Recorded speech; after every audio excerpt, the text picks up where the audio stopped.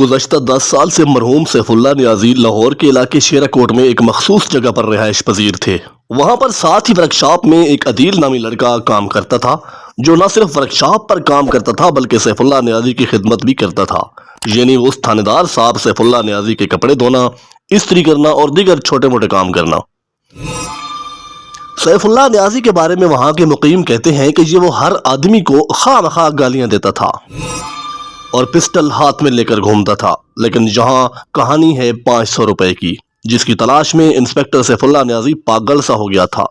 اور ملزم عدیل کے والد کو گالیاں دینے لگا تھا اور اس سے ملزم طیش میں آ گیا تھا، اور وہ 500 روپے کی کہانی کیا تھی وہ میں آپ کو ضرور بتانے والا ہوں،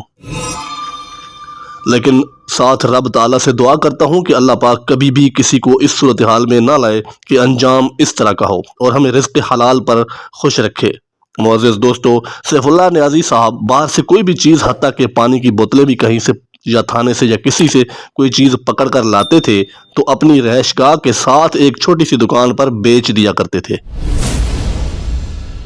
ناظرین، ان کی رہائش گاہ کے عقب میں بجلی کا ایک پول تھا جس پر لوگوں کے بجلی کے میٹر لگے ہوئے تھے، لیکن وہاں اسی کھمبے سے نیازی صاحب نے کھمبے کی تاروں سے ڈائریکٹ کنڈیاں لگائی ہوئی تھیں، جو کہ لیسکو کے اہلکاروں نے چند دن پہلے پکڑ بھی لی تھی اور ریگولر میٹر لگا دیا تھا۔ ہوا یہ کہ یہاں پر ایک عرصے سے بجلی چوری چلتی تھی جو کہ مختلف دکانداروں کے استعمال میں تھی، جس کی کمانڈ سیف اللہ نیازی صاحب خود کر رہے تھے۔ یہ بجلی سیف اللہ نیازی صاحب ساتھ کی دکانوں کو فروخت کرتے تھے، یعنی ان سے ماہانہ بل لیا کرتے تھے، اور وہ عدیل نامی لڑکا اس بل کی ریکوری کیا کرتا تھا، یعنی جتنی بھی اس علاقے میں حرام کی کمائی انسپیکٹر صاحب کرتے تھے، اس کمائی کا ایک بڑا حصہ عدیل لڑکا ریکور کر کے ان کی ہتھیلی پر رکھتا تھا، اور بجلی کا بل بھی عدیل ہی جمع کرتا تھا۔ وہاں پر ہی ایک دکاندار کا 4500 روپے بل تھا جو کہ اس نے سیف اللہ نیازی صاحب کو ادا کرنا تھا۔ یہ رقم عدیل نے دکاندار سے لی اور اس میں سے 500 روپے خود رکھ لی اور 4000 روپے نیازی صاحب کو جمع کروا دیے۔ جب نیازی کو پتا چلا کہ 500 روپے عدیل نے رکھ لیے ہیں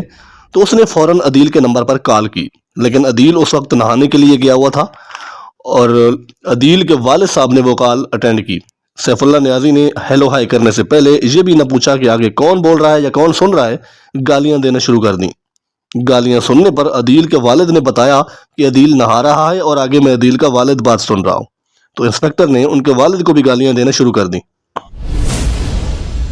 جب بعد میں عدیل نیازی صاحب کے پاس پہنچا اور شکایت کی کہ بھائی جان آپ نے تو والد صاحب کو بھی گالیاں دے دیں، تو سیف اللہ صاحب نے پھر ان کو گالیاں بکنا شروع کر دیں۔ اس کے بعد کچھ دن بعد جب عدیل کو موقع ملا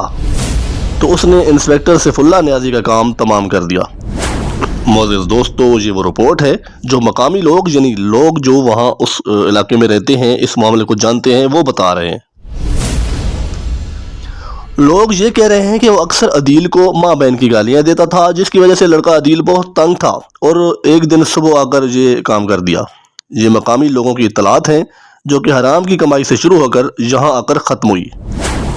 معزز ناظرین، عدیل لڑکے نے بہت غلط کام کیا ہے، اسے قانون ہاتھ میں نہیں لینا چاہیے تھا، کیونکہ اب اسے بھی سزا ملے گی اور ملنی بھی چاہیے۔ گالیاں دینے سے کسی کو گالی لگ نہیں جاتی، گالیاں دینے والا اپنا کردار اور زبان گندی کرتا ہے، لیکن جو کام عدیل نے کیا ہے وہ اس سے بھی بڑا گناہ ہے اور اس کی سزا دنیا اور آخرت دونوں میں ملتی ہے۔ یعنی جو نیازی صاحب تھا وہ جیسا بھی تھا وہ گزر گیا، لیکن عدیل کی دنیا بھی اجڑ گئی اور آخرت بھی۔ اللہ تعالیٰ سے دعا ہے کہ ہمیں صبر دے اور سیف اللہ نیازی اور عدیل دونوں کے گھر والوں کو صبر اور ہمت دے کہ وہ اس سانحہ کو برداشت کر سکیں۔ شکریہ۔